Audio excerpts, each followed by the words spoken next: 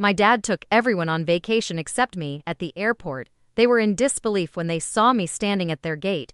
I wasn't supposed to be there. According to the itinerary they shared behind my back, I didn't exist, but I had. Read it. Not because they gave it to me, but because I found it, accidentally, carelessly left open on Chloe's laptop when I visited Mom's house to drop off a package. That was how I found out my family was flying to Maui without me. At first, I thought it was a mistake. Maybe I missed a message. Maybe they had a reason. But as I scrolled through the planning emails and saw my name nowhere, not on the group texts, not in the accommodation list, not on the group booking, my chest went cold. I wasn't forgotten. I was excluded. They didn't even lie about it. When I confronted Dad over the phone, he paused and said, "We thought you were busy with work." That's what he said, as if my entire existence boiled down to being the busy one, as if working hard gave them permission to remove me from the list entirely. They didn't forget. They just decided I wouldn't be missed. I hung up without arguing. I sat in my apartment, holding my old red travel backpack, the one I'd taken on every trip as a kid, the one they used to call my Explorer kit. I hadn't touched it in years. But that night I pulled it out of the closet and dusted it off. I remembered all the trips we took when I was younger. How Dad used to say I was his navigator. He'd pretend I was helping him drive, handing him imaginary maps and snacks. That was before Chloe was old enough to join in.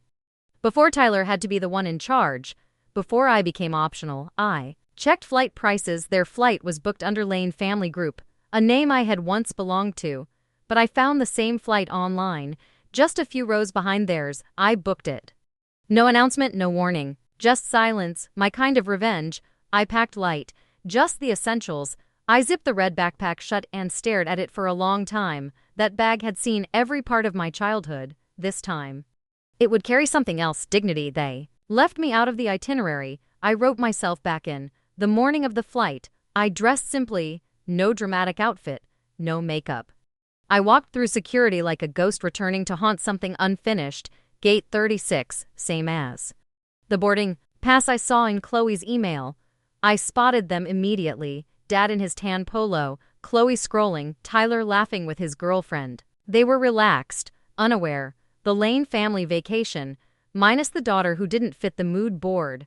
I walked right up to the waiting area and sat down across from them, pulling out a book like I belonged there, because I did. Dad saw me. First, his smile faltered. His eyes searched for an explanation that wouldn't come. Chloe's jaw dropped. Tyler looked confused. I didn't say a word. I didn't need to. I was already in the story, whether they liked it or not. Our family had always been about appearances on the outside. We looked close, group photos, coordinated Christmas cards, Sunday brunches, but underneath it was uneven. There was a clear script. Tyler was the golden son, Chloe the precious youngest, and I, the placeholder, present when needed, silent when not. Growing up, I didn't question it. I helped, I did my homework. I showed up, I watched Chloe get babied and Tyler get praised. I got practicality. Jessica can handle it. That was my badge and my burden. I carried it like it made me useful. Mom didn't challenge it. She followed Dad's rhythm. Whatever he focused on, she supported, and what he ignored, she forgot. I didn't cause trouble, so I disappeared between their needs. I was raised to be low maintenance, then blamed for being invisible. Our vacations had always been family-centered. Beach houses, cabins, road trips. Dad loved organizing them. Loved playing the patriarch on display. I remember him counting luggage at the curb like he was managing a team. I always stood last, holding extra bags, making sure Chloe didn't lose her headphones. As we grew up, the dynamic stayed, but the closeness didn't. They planned trips without checking my calendar, celebrated milestones without asking if I was free. They didn't wait for my RSVP. They just moved forward and sent photos later. The calendar on the fridge always had names. Tyler's events in blue, Chloe's in pink. Mine were in pencil, if at all. One year, I saw my birthday written as just B-Day, with a question mark, as if it might not happen unless someone confirmed it. Dad praised Chloe's sweetness, Tyler's ambition, but never described me at all. When asked about me, he'd say, "Jessica's independent, she's doing her thing." Like I was already halfway out the door. They talked about me like I was a guest in the family, not a daughter. When I landed my first promotion, I told Dad over dinner. He nodded and said, "You always work hard."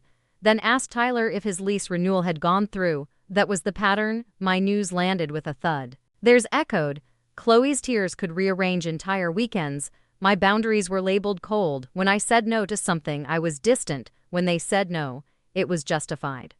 Vacations became a sore point. I was included, until I wasn't. 1 year. They forgot to tell me the date changed. I showed up to the airport and found out the flight had left a day earlier. They said, "We assumed you couldn't come." So I stopped asking. I let the silence grow. Until that email on Chloe's laptop shattered the illusion that this was just forgetfulness. It was choice. They chose to plan, to book, to pack, to gather without me, and I chose not to beg. Looking back, the signs were always there, subtle, constant, and always brushed off as me being too sensitive, like the way they'd tag each other in family group chats, sending memes and inside jokes while I only got messages when they needed something, a ride, a loan, a favor, or the Christmas when I bought everyone thoughtful gifts, personalized journals, vintage books, curated skincare. I got a generic candle and a "hope you like it" from Chloe. Dad didn't even notice I hadn't opened anything. One summer, we were all at the lake house. I was inside cooking while they played cards on the porch. When I asked to join, Dad said, "Oh, we're almost done." They played 2 more rounds without me. I was always included. After the laughter had already started, Tyler borrowed money from me more than once, first for rent, then for his car. I always said yes, quietly, without contracts. When he paid me back late, Dad said, "Be patient with your brother. He's got a lot going on." But when I missed a birthday lunch once due to a client emergency, I got a full group message about being unreliable. Chloe crashed her car last year. I drove 3 hours to pick her up. She cried in the passenger seat while I reassured her. Later, she told Dad that Tyler had offered to help, even though he hadn't. He called Tyler a hero. I became the ride. Mom's compliments were lopsided. She told Chloe she looked beautiful at every gathering, told Tyler how proud she was. The last time she commented on me, she said, "That's a practical outfit, so you." I started tracking how often they used my name. Not often, just when they needed something. When discussing plans. Sometimes I'd stand there while they talked around me, as if I wasn't in the room. I wasn't just overlooked, I was redacted. When family photos were printed, I was cropped out, once literally. A framed photo from Tyler's graduation had me cut off at the elbow. No one noticed, or maybe they did and left it that way. On holidays, I cooked. Chloe decorated. Tyler showed up late. Only one got thanked. You can guess who. I stopped bringing dishes 1 year. Dad asked if I was okay, not because I didn't cook, but because you're acting different. Even my career was used against me. My success became their reason to exclude me. "You're always busy," Dad would say. Whenever I asked why I hadn't been told about a gathering, I was too dependable to be loved, too self-sufficient to be seen. The red flags weren't waving.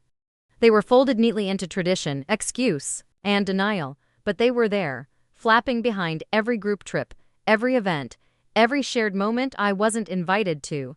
And when I stood at the gate that morning, watching their expressions twist in confusion, I knew this was the moment. The flags would finally be seen. They stared at me like I was a stranger, like I'd breached some private space. Despite being their daughter, Chloe's eyes darted to Dad. Tyler stood up halfway, unsure whether to wave or warn. I stayed seated, calm, flipping through a magazine I didn't care to read. "Jessica?" Dad finally asked, as if checking if he'd misidentified me. I looked up and smiled. "Morning," that was all I said. I wasn't going to offer explanations. They owed me the questions. Mom arrived minutes later with Starbucks for everyone except me. I watched her face contort when she saw me. Her lips parted slightly, but she didn't speak, just turned to Dad, whispering something under her breath. I wasn't uninvited. I was unacknowledged. Tyler's girlfriend offered a forced hi, like she was trying to diffuse tension. Chloe gave a weak wave, barely meeting my eyes. I didn't rise to hug anyone. I didn't pretend this was normal. Finally, Dad crouched beside my seat and asked, "What are you doing here, sweetheart?" The condescension in "sweetheart" made my skin crawl. I answered simply, "Boarding with the family."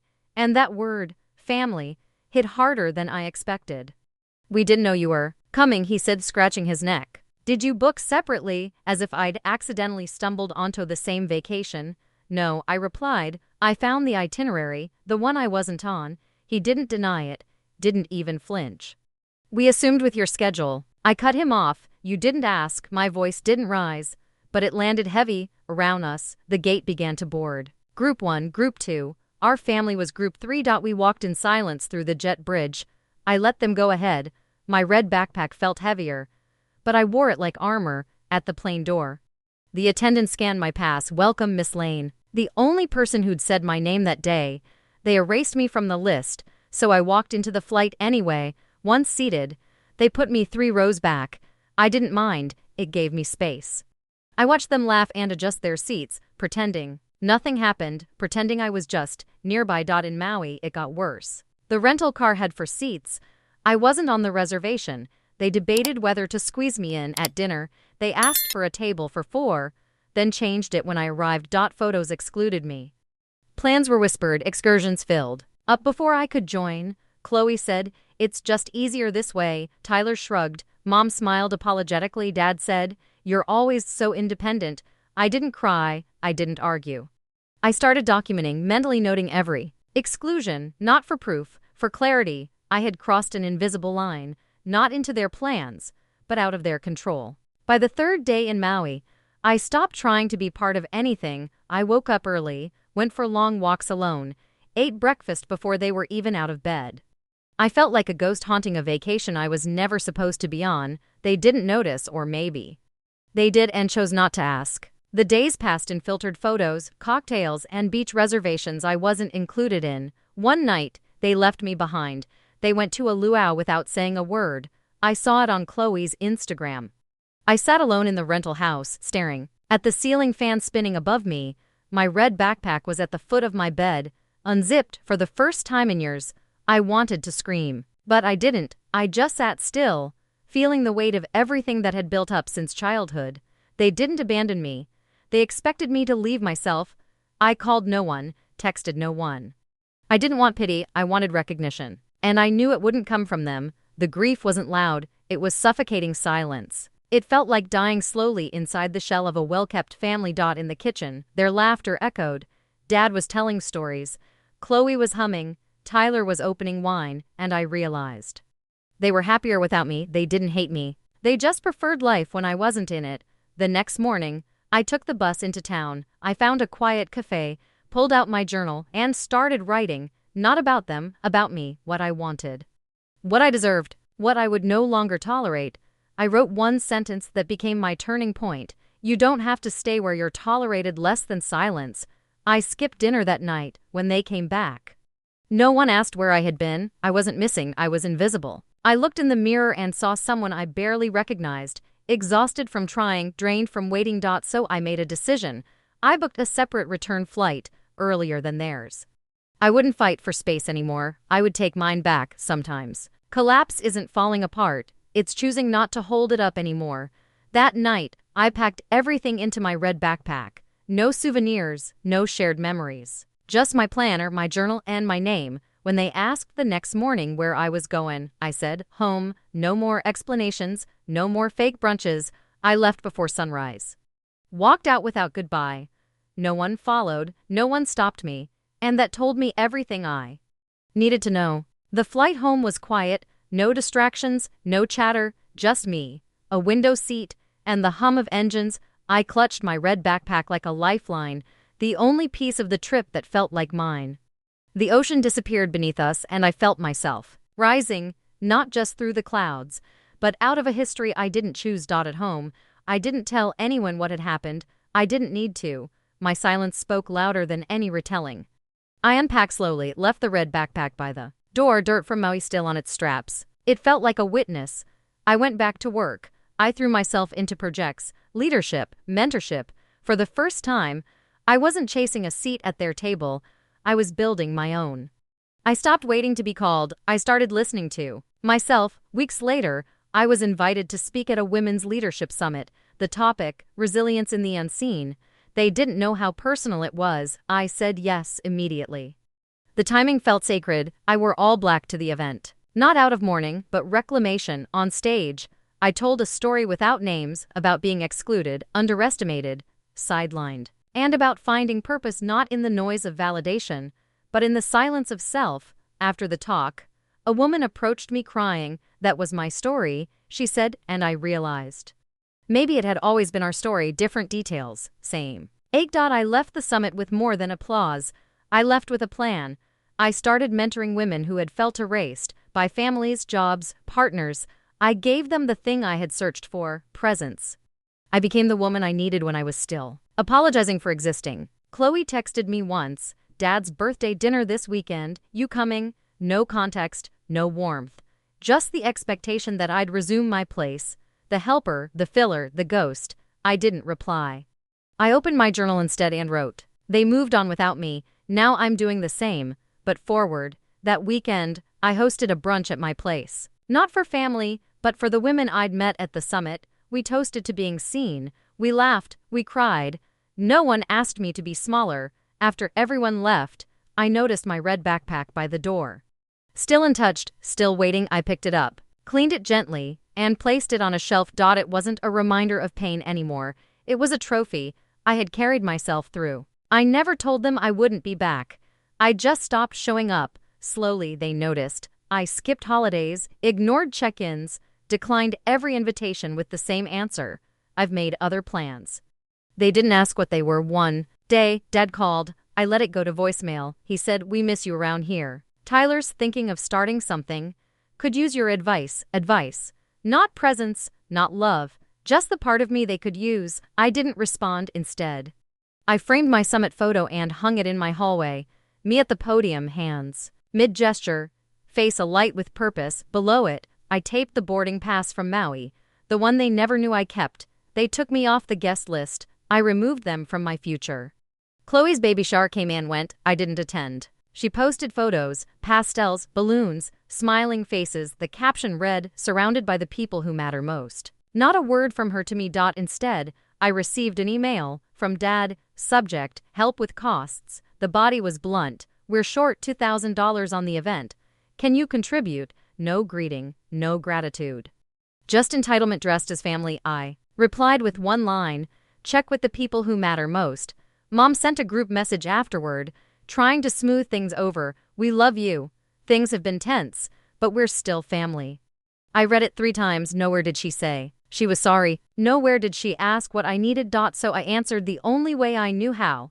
I opened a new calendar app and started fresh. No birthdays, no family dinners, no reminders, just events I chose.